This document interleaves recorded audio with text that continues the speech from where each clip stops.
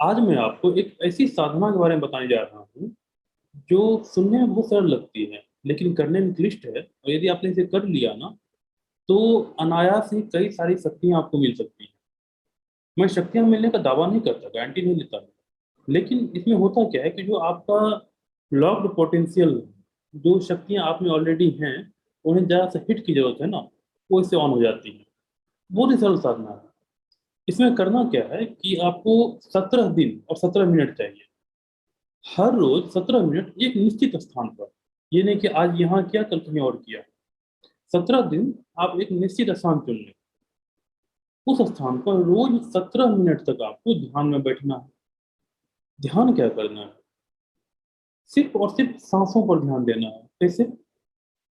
आप पद्मासन, सुखासन, वज्रासन, इन आसनों में बैठेंगे। पद्मासन, सुखासन या वज्रासन, केवल इन्हीं तीन आसनों की बात है। इसमें आपको बैठना है, कमर सीधी रखनी है, बिल्कुल सीधी, रीढ़ की हड्डी सीधी रहेगी। और उसके बाद आपको कुछ नहीं करना है। 3 बार नाक से सांस लेनी है और मुंह से सांस छोड़ देनी है।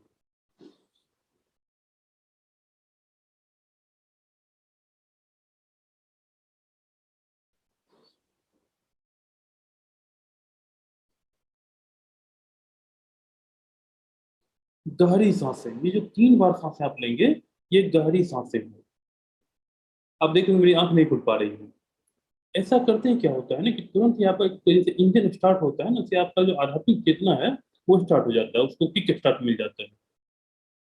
3 बार गहरी सांसें लेने के बाद क्या करना है आपको? बिल्कुल शांत बैठ जाना है, आंखें बंद रखनी है और अपने ध्यान को आपके सांसों पर केंद्रित रखना है। कुछ नहीं करना है, बस सांस को महसूस करना है। सांस जो आ रही है जा रही है उसको महसूस करना है। नियंत्रित नहीं करना है। गलती से तो नियंत्रित करने की कोशिश न करें। जैसा चल रहा है चलने दें। आपने सुना है ना थ्री इडियट्स का डायलॉग, कि जो चल रहा है, जैसा चल रहा है चलने दें। वैसे ही जैसा चल रहा है चलने दें। आप केवल दृष्टा भाव में आ जाएं। सांस को सिर्फ देखते रहें कि वो कहाँ से आ रही है, कहाँ जा रही है, कहाँ तक महसूस कर सके, वहां तक महसूस करें, लेकिन नियंत्रित ना करें। यह आपको 17 मिनट करना है। हो सकता है कि आप ध्यान में जब बैठे हैं आपको पता ना चले कि 17 मिनट कैसे बीत गए, या 17 मिनट बीते भी नहीं, आपको लगे घंटा भर हो गया। वो होता है ऐसा। तो क्या करना है कि जब आप ध्यान करने के लिए बैठे हैं, तो 17 मिनट का आप अलार्म लगा दें। चलिए 17:30 आप लगा दीजिए कि जब आप अलार्म लगाएंगे उसके बाद आप 30 सेकंड दाएं बाएं खुद को एडजस्ट करने में लगाएंगे। लेकिन 17 मिनट का अलार्म लगा दें आप। उसके बाद जो है आप 3 गहरी सांसें लें और फिर सांसों को चलने छोड़ दें। उस दौरान क्या करना है आपको? जब आप बैठेंगे ना, आपके दिमाग में बहुत तरह के विचार आएंगे। बहुत तरह के वो विचार आएंगे, उनको आने दीजिए, जाने दीजिए। जब जब विचार आए, आपका मन भटके, वापस आप खींच कर मन को सांसों पे ले आइए। यही आपका काम है। खुद को निश्चिंत नहीं छोड़ना है। अपने ध्यान को खींच खींच कर सांस पर लाना है। शुरुआत में कठिनाइयां होंगी। पहले तो आपका ध्यान सांसों पे नहीं आएगा। आएगा ध्यान बार बार भागेगा, भटकाव होगा, विचलन होगा। उसको तोड़ना है। ध्यान को सांसों पे लाना है। और जब आपका ध्यान सांसों पर आ गया, तो सिर्फ उसे महसूस करना है सांस को, फिर ध्यान भागा खींच खींच के ले आना है। आपको 17 दिन तक यही काम करना है और कुछ नहीं करना है। शुरुआत में कई लोगों को अनुभव होते हैं कि वे सांप कीड़े दिखने लगे, बिच्छू दिखने लगे, भूत प्रेत दिखने लगे। सब होने दीजिए, डरना नहीं है, छोड़कर भागना नहीं है।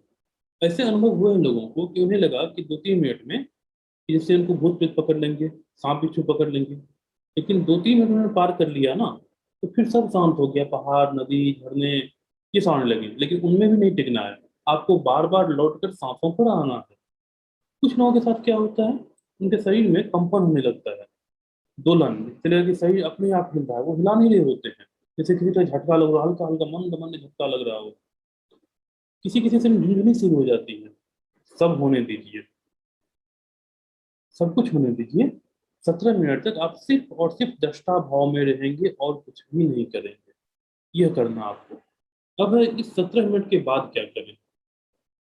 देखिए होता क्या है, कई बार लोगों के साथ ऐसा होता है कि जो ध्यान से निकलते हैं ना, तो वो ध्यान से पूरी तरह निकल नहीं पाते हैं। जो एक फिजिकल रियल्म है, जो यह आयाम है, जो भौतिक आयाम है, वो इसमें भी रह जाते हैं और मानसिक आयाम में भी रह जाते हैं, जो आध्यात्मिक आयाम है वहाँ ही फंसे रह जाते हैं। क्या करना है, आप उससे ही सबसे पहले पानी पी लीजिए। आपको उससे निकलना भी जरूरी है, वहाँ टिके नहीं रहना है। आप संत साधक नहीं बनने जा रहे हैं या संन्यास नहीं ले रहे हैं जो कि आप हमेशा ध्यान में ही रहेंगे। सामान्य मनुष्य के लिए ध्यान से निकलना जरूरी होता है। सबसे पहले आप क्या करेंगे, एक गिलास पानी पी लेंगे या जितना पानी आप पी सके। कुछ मीठा हो सके तो मीठा खा लीजिए, और जो भी अगर पसंद का गाना हो ना वो गाना सुनिए। ध्वनि जो होगी, गाना जो होगा, वो आपको वापस इस आयाम में लाने में मदद करेगा। यह जो क्रिया मैं आपको बता रहा हूँ, मीठा खाना, पानी पीना, नमकीन खाना, गाना सुनना, यह सब क्रिया किसी भी तरह के ध्यान में की जा सकती है। किसी भी ध्यान में आप जो है तो आप कर सकते हैं। कई बार लोग करते हैं गाइडेड मेडिटेशन, कई बार लोग एंजल मेडिटेशन करते हैं। बहुत एक मेडिटेशन है, भारतीय और पश्चिमी सभ्यताओं में मेडिटेशन की कमी नहीं है। कई तरीके हैं, किसी को ना सही कर सकते हैं ना गलत कर सकते हैं, जो आपको सूट कर जाए वही सही है। तो हर जगह आपको जो है ये काम देगा निकलने में। और जो मैंने आपको तरीका बताया 17 मिनट वाला, यह तरीका आप कहीं से भी कोई भी कर सकते हैं। ऐसा नहीं है कि किसी पंथ से जुड़े हो तो वो नहीं कर सकते, किसी साधना में तो वो नहीं कर सकते हैं। ये कुछ भी नहीं करता है, सिर्फ और सिर्फ आपका जो ध्यान का प्रणाली है उसको सही कर देता है। और आपके जो हिडन पोटेंशियल्स हैं, जो आपकी छिपी हुई शक्तियां हैं, जिनके लिए आपको साधना की जरूरत नहीं है, सिद्धि करने की जरूरत नहीं है, उसे ये अनलॉक कर देता है। और एक बार में केवल 17 दिन करना है, न कम न ज्यादा, यह भी ध्यान रखना है। कई बार ऐसा केस होता है, हमने सुना है कि एक साधक थे, उन्होंने फेसबुक पे पोस्ट कर दिया कि फला मंत्र का 11 माला जप लीजिए। किसी व्यक्ति ने 11 माला जप ली, उसे ऊर्जा महसूस हुई। अगले दिन फिर से 11 माला जप ली, फिर ऊर्जा महसूस हुई। इस तरह से कुल 11 दिन तक वो 11 11 माला जपते रहे, और 11वें दिन वे क्रोध में भर चुके थे। ऊर्जा की जगह उनमें क्रोध आ चुका था। तो ध्यान रखना है कि जितना बताया जाए ना उतना ही करिए। और हाँ, एक महत्वपूर्ण बात, कि जब भी आप ये मेडिटेशन करें तो किसी न किसी गुरु के संरक्षण में रहकर करें।